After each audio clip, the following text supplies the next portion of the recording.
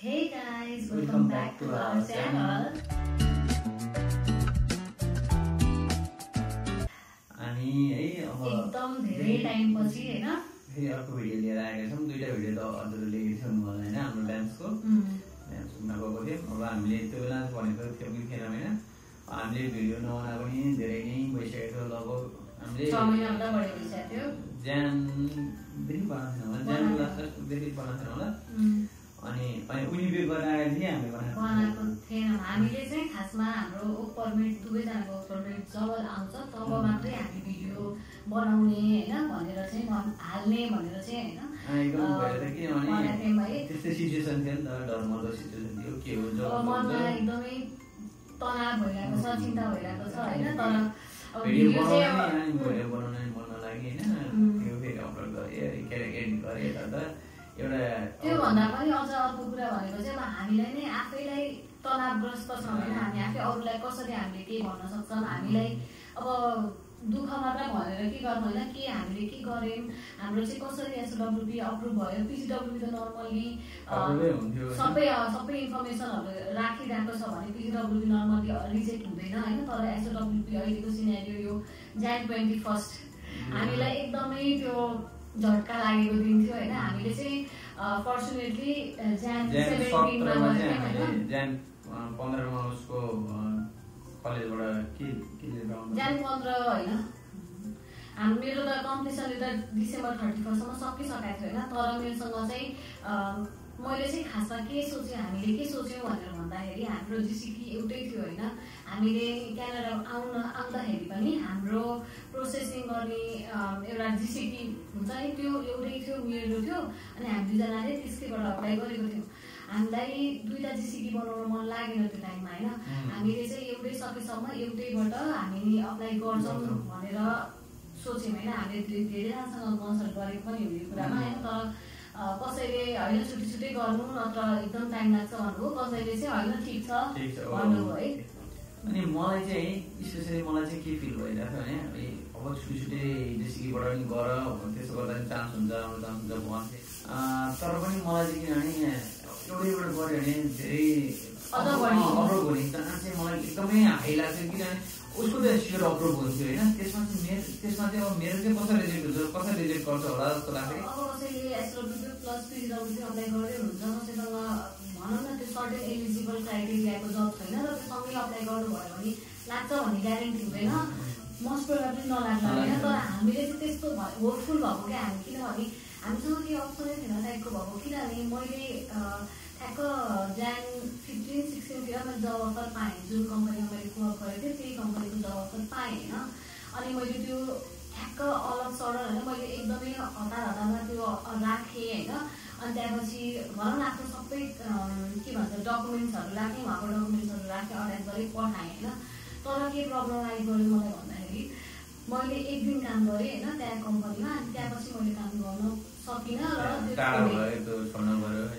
जे होस् त्यो कम्पनी मलाई थापेन भनौँ न, त्यो भएर मैले त्यसलाई छोडेँ होइन।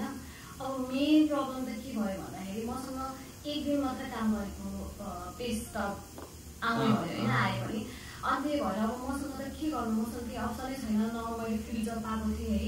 धन्न एटलिस्ट मैले Jan 17 भन्दा अगाडि चाहिँ अप्लाई गरेँ होइन। मेन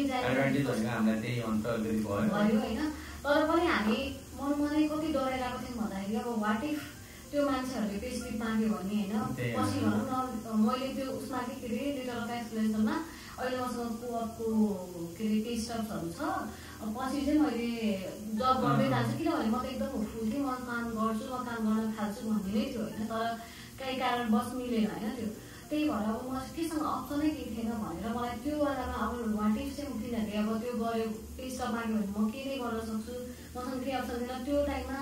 हामीले त्यो कुरा दुवैलाई थाहा थियो तर एकअर्कालाई हामीले भनेको थिएन। हामी त 40-60 जस्तो थियो एकदमै अलग टाइपको थियो कि त्यो। अनि तर साँच्चै फेरि हाम्रो टाइम चाहिँ 8.5 महिना ठ्याक्कै है, 8.5 महिना अक्टोबर 3 मा त ठ्याक्क अप्रुभल भएर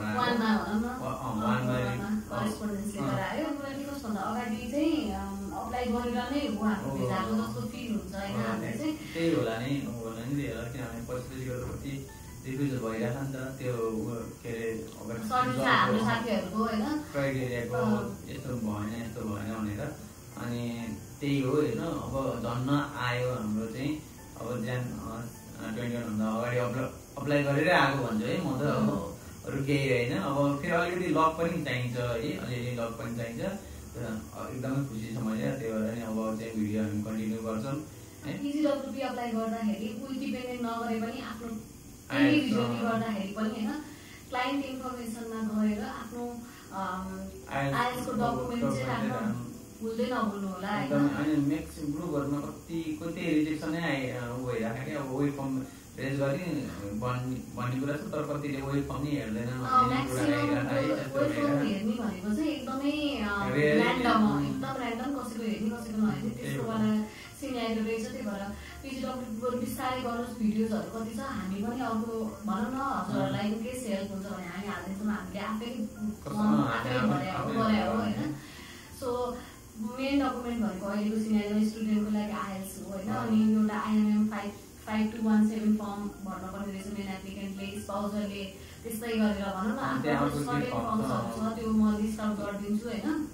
त्यो सबै फर्महरू सबै राम्रोसँग बुझेर होइन यदि आफूलाई कन्फ्युज छ भने साथीलाई सोध्ने अथवा कोही हेर्ने युट्युबबाट खोजेपछि पाइन्छ कि भेटिन्छ कि। अनि किनभने कसरी हुन्छ राम्ररी गर्ने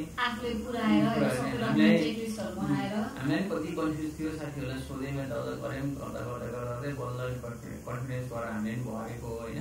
अब त्यसको बारेमा नि तपाईँहरूलाई अब डिटेलमा होइन केही कन्फ्युजन छ भने हामी अर्को भिडियो बनाउला होइन। त्यो चेकलिस्टकै कुरा गर्दाखेरि चेकलिस्टमा चाहिँ अब हामीले मेन भनेको चाहिँ हामीले ब्याङ्क डिटेल्स पनि होइन। अब उहाँको पे स्टप देखायौँ, उहाँको पनि देखायौँ, उहाँको इम्प्लोइमेन्ट लेटर देखायौँ, मेरो इम्प्लोइमेन्ट लेटर देखायौँ, मेरो इम्प्लोइमेन्ट लेटर भन्दा जब अफर देखाएँ होइन। अनि त्यसपछि मैले चाहिँ कोअपको पेचेक पनि यहाँ राखेँ।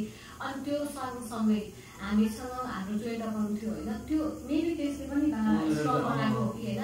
हामीले दुईजनाको जोइन्ट अकाउन्टमा जति सेभिङ गराएको थियौँ अलिअलि सेभिङ गराएको थियौँ त्यो देखायौँ होइन। अनि त्यसपछि हामीले मेन देखाएको भयो फाइनेन्सियल डकुमेन्टमा त्यतिकै हो। हामीले केही ट्रान्जेक्सन देखायौँ के देखायौँ जस्ट त्यो कति सेभिङ छ त्यो देखायौँ होइन। अनि फर्महरू भऱ्यौँ। अनि त्यसपछि त्यो मेन मैले छुट्टाउँदै नहुने भनेको चाहिँ आइएल्सको रिजल्ट भयो होइन। अनि अर्को हजुरकोमा चाहिँ अरू अनि म्यारेज सर्टिफिकेट होइन त्योहरू त सबै रिक्वायर्ड फर्ममा नै हुन्छ। सो त्यही भर्दै नै जाने हो। मेन डकुमेन्ट्स भनेको यही नै हो। अनि एउटा सानो लेटर अफ एक्सप्लेनेसन भनेर हामीले चाहिँ हाम्रो यस्तो छ यस्तो भइरहेको छ जब यस्तो छ म अब यसरी देखाउँछु भन्नुभएको थियो। अफसोस मैले त्यो देखाउन पाइनँ होइन। मैले त्यो अहिले टिआरबी अप्लाई गर्दाखेरि चाहिँ त्यो कुरा मेन्सन गरिसकेको छु। तपाईँहरूको पनि त्यस्तै केही प्रब्लम छ भने लेटर अफ एक्सप्लेनेसन चाहिँ राखिदिनुहोस् कि त्यो हेरेर पनि अलिकति केही त हुन्छ नि त अलिकति राम्रो हुनसक्छ राम्रो पोजिटिभ रिजल्ट आउन सक्छ। त्यही भएर नि त्यो कुरा चाहिँ अलिक ध्यान दिनु होला। खासमा एउटा एकदमै उयोवाला कुरा इन्ट्रेस्टिङ भनौँ कि हाँस पाउने कुरा भनौँ होइन।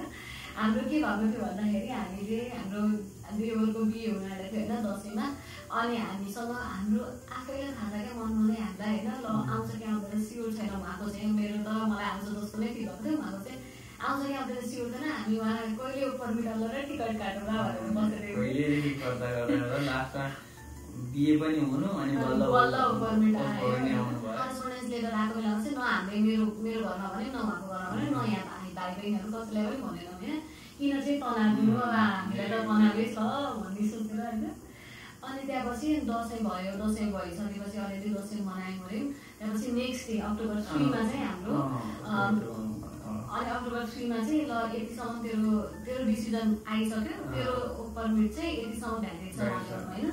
अनि त्यो पनि अब तल चाहिँ अप्रुभल के आउँदो रहेछ। फर्स्टमा चाहिँ त्यही यो एप्लिकेसनको उसमा चाहिँ अप्रुभ भनेर अनि अप्रुभ भनेर अनि त्यहाँनिर त्यो लास्ट एक्सपायरी डेट चाहिँ 2020 भनेर आयो। त्यसपछि अनि फेरि उसले अनि हो कि होइन के हो के हो कसो भने साथीलाई फोन गर्यो। साथीले फोन गरेपछि चाहिँ त्यही हो भन्ने कुरा। त्यसपछि बल्ल ढुक्क भयो। त्यसको 2 दिनपछि त्यहाँदेखि हामी ड्याम जाँदै थियौँ घुम्नलाई है। अनि त कस्तो आनन्द हो कि ठ्याक्क है टाइम भइसक्यो 8 महिना भइसक्यो। डिसिजन आउँछ जसरी नै आउँछ अब है भइसक्यो। अब फेरि घुम्न गएर आइदियो नेगेटिभ आइदियो भने त कस्तो हुन्छ नि त। तर टाइम आयो thankfully we are so grateful होइन त्यो गडै हो है एकदमै यति त्यो दिन होइन हामी यति खुसी भएको थियौँ कि होइन भनौँ न एउटा त्यसको पनि हामीलाई टेन्सन थियो नि त दुईजनाले नै अब के गर्ने त होइन वाट इफ के हुन्छ त अब पछि नभए अब के गर्ने त होइन इनकेस भयो नभएको भए चाहिँ हामीले के अप्नाउने त भनेर हामीलाई खुब टेन्सन थियो तर हामीले एकाअर्कासँग एक्सप्रेस चाहिँ गर्दैनौँ दुवैजनालाई छुट्टै पर्सनल टेन्सन थियो तर गर्दैनौँ होइन अनि तर धन्न आइदियो भगवान्को कृपाले एकदमै खुसी छौँ हामी अब हामीले टिआरबीको अप्लाई गर्यो टिआरबीको हामी छुट्टै नै भिडियो बनाउँछौँ होइन यो टिआरबीसँग रिलेटेड कसरी अप्लाई गर्ने भनेर होइन आज हामी मेन चाहिँ हाम्रो भिडियो बनाउनु चाहिँ होइन यो एसडब्ल्यू र पिजिडब्ल्यूपी अप्रुभल नहुँदाको टाइममा होइन अनि कस्तो हुन्छ के हुन्छ अब त्यसपछि के गर्ने केही सोच्नै नसकिने कि त्यसकै लागि चाहिँ हाम्रो एक्सपिरियन्स चाहिँ हामीले गरेको हो त्यही भएर नि अब त्यसमा केही डाउट छ तपाईँलाई केही सोध्न मन छ भने चाहिँ कमेन्ट गर्नु होला हामी अवश्य रिप्लाई गर्नेछौँ हामीले आफ्नो एक्सपिरियन्स सेयर गऱ्यौँ अब हामी रेगुलर भिडियो लिएर आउनेछौँ होइन आजलाई हामी भिडियो यति नै गर्छौँ हाम्रो भिडियो कसलाई भनिदिनु होला thank you so much for watching please like share र सब्सक्राइब गरिदिनु होला thank you for watching bye by